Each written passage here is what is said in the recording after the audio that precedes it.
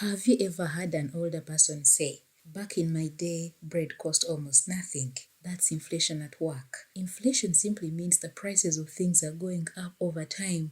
When inflation happens, the money in your pocket buys less than it used to. Think of it like this.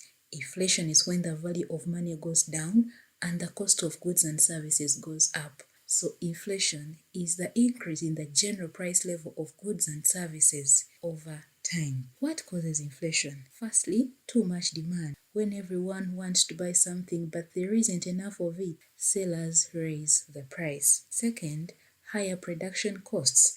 When it costs more to make or transport goods, like fuel prices rising, businesses pass the extra cost on to customers by raising prices, and this is called cost push inflation. Third, too much money in circulation. When government prints too much money, there is more money chasing the same amount of goods.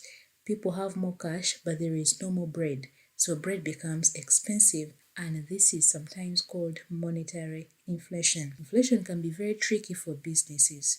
This is how it hits them. Rising costs, raw materials, rent, wages, all these go up and that squeezes the business's profits. Reduced sales. Customers have less buying power, so they spend less, and this hurts the business's revenue. Uncertainty in planning becomes so hard to set prices or plan ahead when costs keep changing. Effects on the economy. Because inflation doesn't just affect businesses, it eventually affects everyone and the whole country. So there is reduced purchasing power. People's salaries buy less.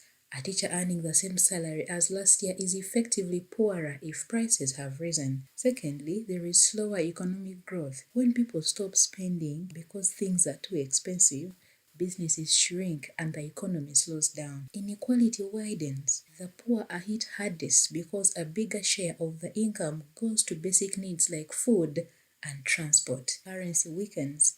High inflation can make a country's currency lose value internationally, making imports more expensive. So to wrap it up, inflation is a steady rise in prices over time that erodes the value of money. It is caused by excess demand, rising production costs, and too much money supply. For businesses, it creates uncertainty and squeezes profits. For the wider economy, it reduces living standards and can slow growth. A small, stable level of inflation is actually normal and expected, but when it gets too high, it becomes a serious problem that governments and central banks must manage carefully.